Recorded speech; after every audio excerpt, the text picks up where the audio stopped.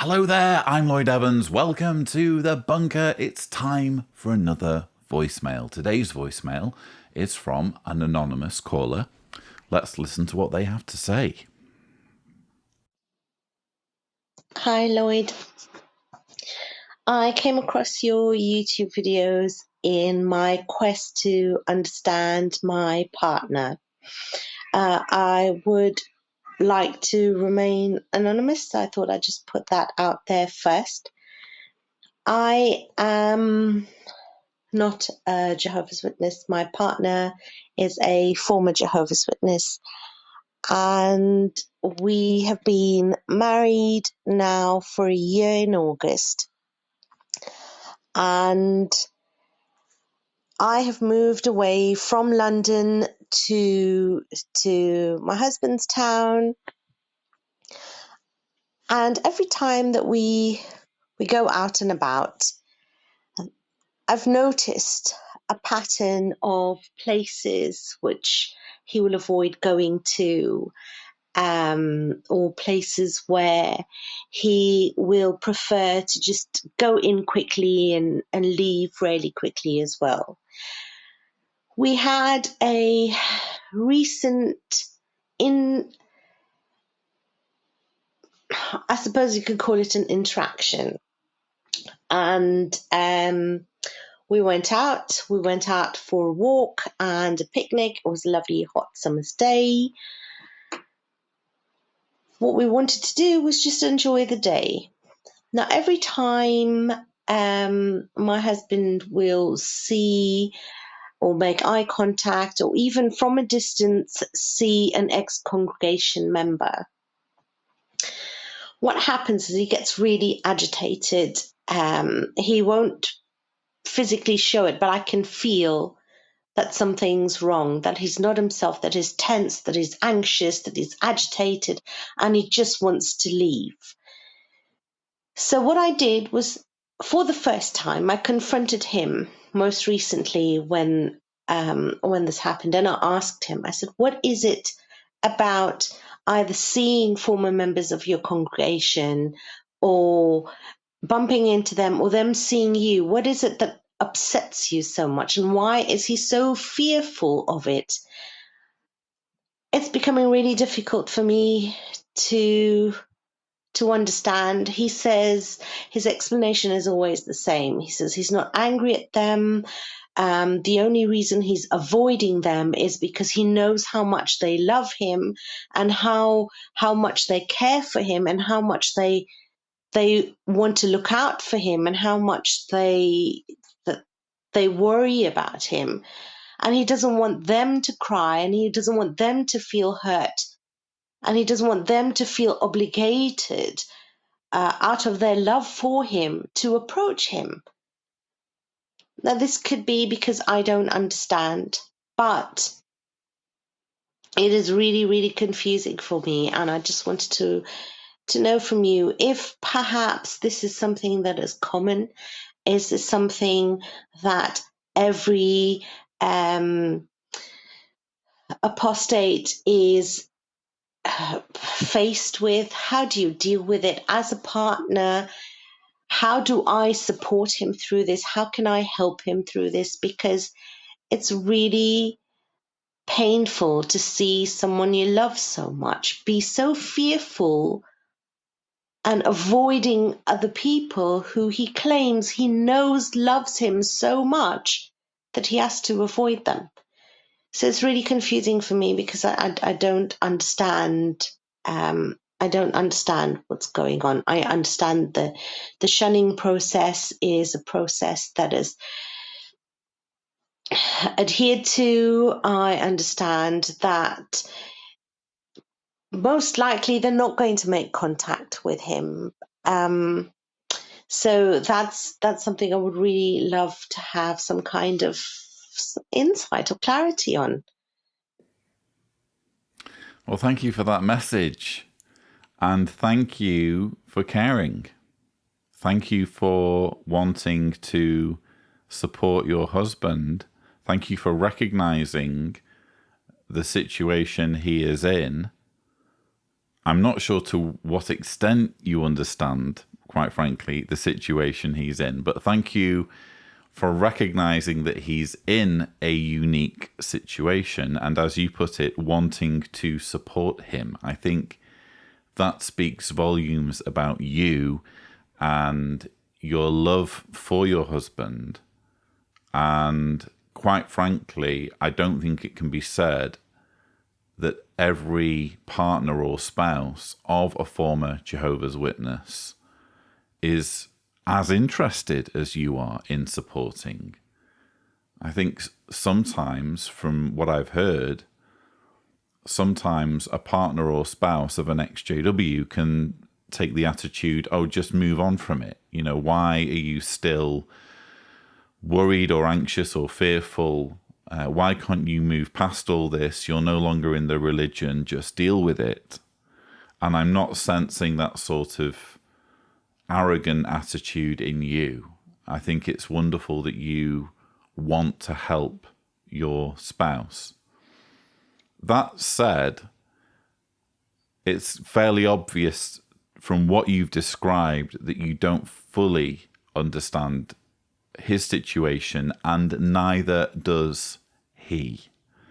Because what you're describing, and I realize there's only so much you can cram into a voicemail. This one's 4 minutes, 26 seconds. There's no way you can tell me everything. But reading between the lines, it seems fairly obvious that what we're dealing with here is a POMI. P-O-M-I. Physically out. He's a former Jehovah's Witness. He is being disfellowshipped or disassociated because he's being shunned. Physically out. M-I. Mentally in. Because he is making excuses for abhorrent, grotesque, juvenile, playground behavior.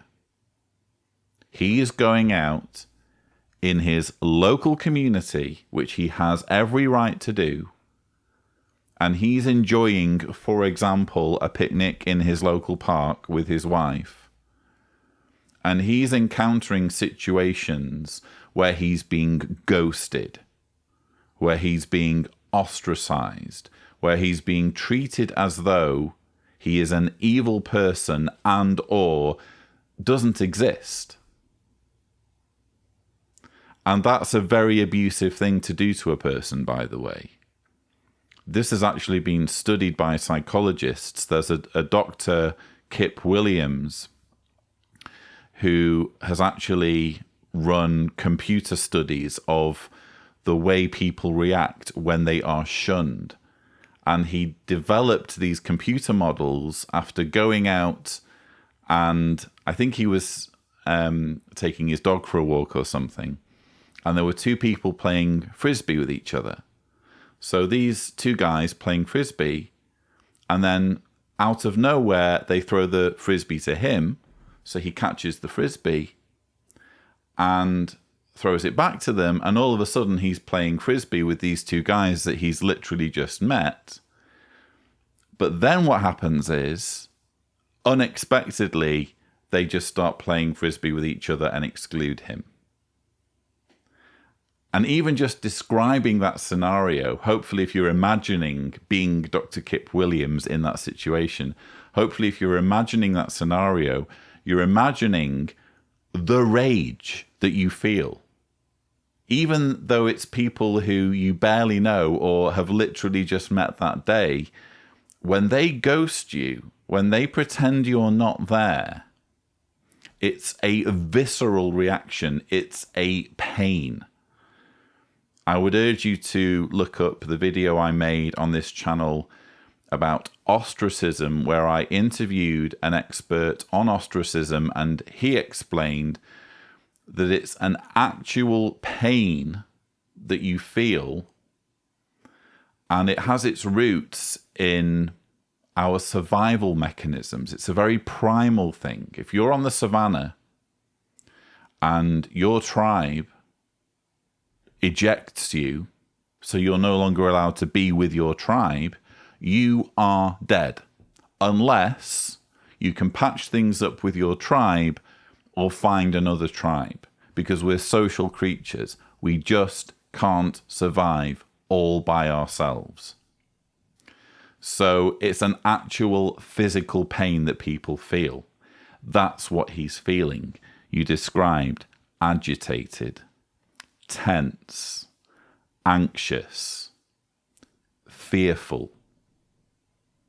He's back on the savannah and he's been abandoned, or he's being reminded of being abandoned by his tribe. It's totally understandable. But what isn't understandable is the victim blaming he is indulging against himself. Oh, I know that they have love for me and I know they care for me. Oh, do they really? Well, they've got a funny way of showing it, haven't they? They've got a funny way of showing their love for you if they're not talking to you and if they're pretending you don't exist. This is a lie that Jehovah's Witnesses get told. They get told, oh, this shunning that we're doing, it's an act of love, because by shunning someone, we're prompting them to take action. We're prompting them to correct their wrong course and come back to Jehovah, which, if you think about it, is an open admission that they are in the business of emotional blackmail. Apparently, blackmailing someone is a loving thing to do. So that's the problem, I think. It's not just the shunning, it's the fact that your husband seems to be still holding a candle for his indoctrination. I noticed nowhere in your message did you say anything about him watching my videos or anything about him doing research into his former religion. I would just say to him, well, you're outside of this group now anyway. Either you go back or you don't go back. If you're going back, isn't now the time to make sure for yourself that it's the truth? What do you have to lose? What do you have to lose in listening to criticisms of the organization that's currently shunning you? What exactly do you have to lose?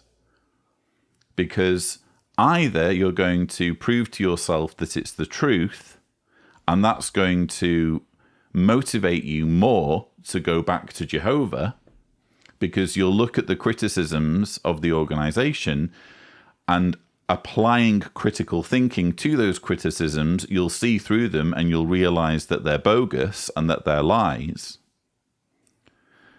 But if you review these criticisms and you don't reach that conclusion, if you reach the conclusion that they're not actually lies, that actually they're valid criticisms, and actually you've had a close shave because you're no longer in that group, you were being lied to, you were being exploited, it's also a win. It's a win-win scenario, as I've repeatedly said on the channel. It's easier said than done, I know. When you're dealing with an indoctrinated person, getting them to look at information that challenges their beliefs, don't be surprised if he's not in the slightest bit interested. But unfortunately, I'm not sure you can call your husband a former Jehovah's Witness in the truest sense. Because a former Jehovah's Witness is someone who's not just physically out in terms of no longer going to the meetings. In my mind, it's someone who's mentally out. They found their mental freedom. And at the moment, your husband is still in a mental prison of indoctrination. And I'm really sorry if that's going to be a distressing realization to reach. But that's nonetheless the case. And I don't envy you. I think you deserve deepest sympathy for having that struggle. But it is a struggle. And maybe you'll be able, simply through patience, simply through applying kindness and love, maybe you'll be able to guide him through this to the point where he's able to realize that he's not being subjected to loving treatment. Actually, one thing I was thinking, because this is just going to keep on happening, if he is living in the locality of a congregation of Jehovah's Witnesses who are shunning him, this is just going to keep happening all the time, depending on how much you and him go out or how much he goes out. One possible, it's just a short-term fix, I know, it's not the proper solution, but one thing you might want to consider is moving entirely, because then at least you're less likely to be in these situations when you're just out enjoying a nice summer's day or whatever. At least you're less likely for this horrible situation to occur where all of a sudden your husband is agitated, tense, anxious, fearful, if you're living in a completely different place. I don't know how feasible that is. It's all very well saying, have you considered moving? There could be all sorts of reasons why you need to live where you live. I get that. But it's still something that it's worthwhile giving a moment's thought to. But ultimately, the problem you're dealing with is, it sounds like, your husband's indoctrination. And only he can break out of that. You can't make him break out of it. He has to be ready in his own time. So it could be that there are some difficult conversations coming up. Again, time, patience, love. You'll need to apply lots of that. There's also a video where I give tips on how to get your loved one out of a cult. If Tibor is gracious, a thumbnail will appear. It's 7 tips for helping someone out of a cult. Maybe watching that will give you a bit more advice in terms of how to deal with what I consider to be the biggest problem, namely the fact that effectively, unfortunately, your husband's still in a cult and still captive to the indoctrination. But you have my sympathies, and thank you so much for calling through. If you would like to leave a voicemail, the thing to do is go to speakpipe.com/Cedars, remembering to indicate clearly if you don't want me to broadcast your message on my channel. But that's all I have time for. Don't forget to subscribe to the Lloyd Evans channel for more such videos. And as always, thank you for watching.